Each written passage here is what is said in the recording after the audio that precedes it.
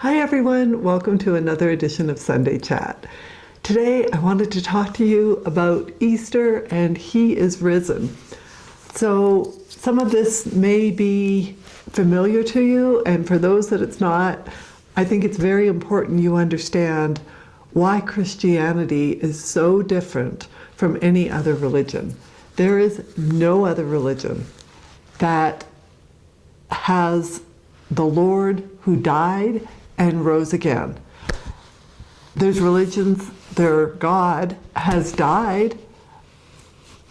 There is none except for the Bible showing us that Jesus died and rose again. So if you're not familiar, Jesus came to earth and was crucified, and this is not disputed. This is historical fact. There is, the same as any other person in history, there is documentation that Jesus came to this earth and was crucified. The part that some people don't believe is that he rose again. I want to talk about two main things of why I know he rose again. Not only did he die for my sins, but as part of God's plan, he rose again. And there are so many fact-based accounts in the Bible that tell of people who saw him.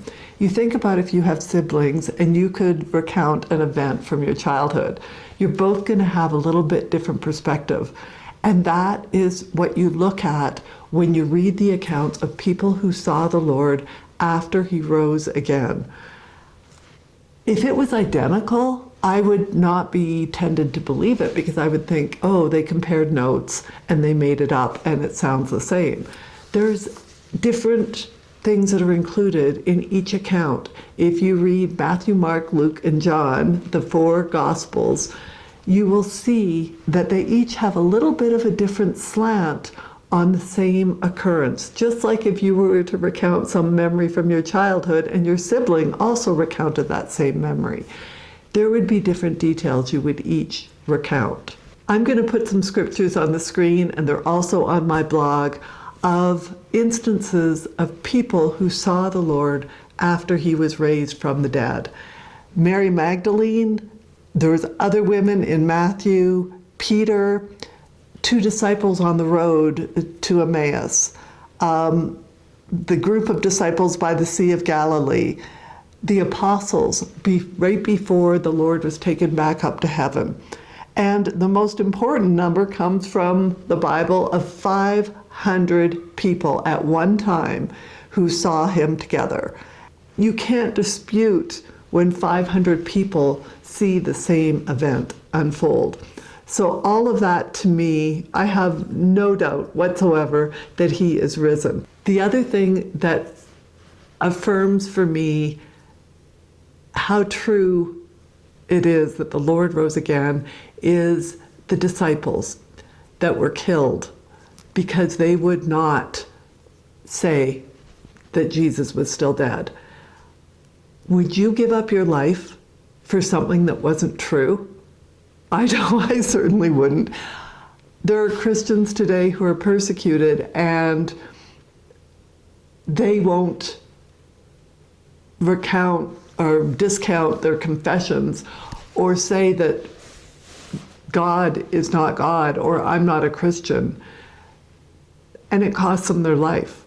All except for two of the disciples died in many horrific manners.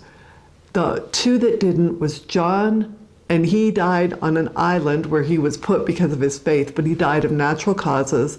And then Judas, who betrayed the Lord, and he committed suicide. The other 10, and I'll put on the screen how they all died, they were tortured and killed because they would not say that Jesus had risen again. The Romans were so afraid, they wanted them to discount this and to say, nope, the Lord did not rise again.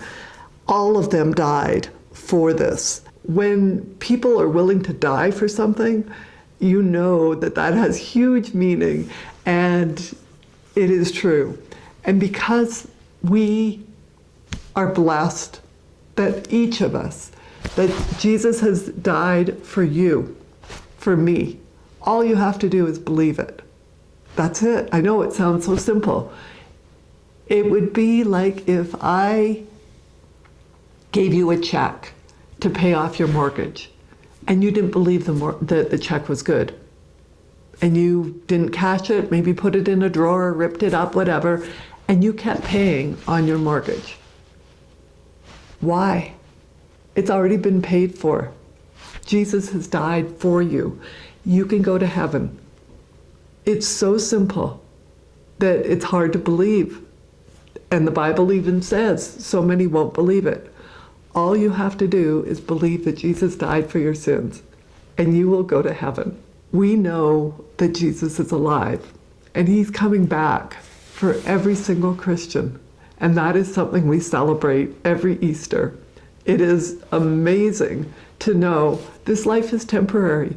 Whether he comes back while I'm still alive and I'm taken to heaven, or whether I die and go to the grave and then get ascended when he comes back. It doesn't matter. This life is so temporary, and what matters is heaven. And I am celebrating and rejoicing that I have a Lord who died for me, rose again, and will be coming back for me. It's such an amazing occasion, and I wanted to take a couple minutes today to celebrate Easter and hope that you are as well. I hope that all of us are very excited and happy, loud and proud about being Christians and knowing that we have a Lord who was killed, yes, but he is alive. He's risen. And that's what this is about. So I just wanted to come on here and give you some encouragement. And if this is the first time you've heard this message, I hope that you understand the Lord died for you, for me, for every single one of us. And all we have to do is believe. It sounds simple, and it is. It's how we get to heaven.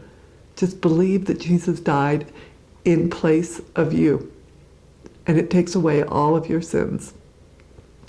I really appreciate your watching, and I hope that this blessed you in some way today. Thank you for spending time with me. I always appreciate it, and I hope you're having a lovely day. We'll talk to you next time.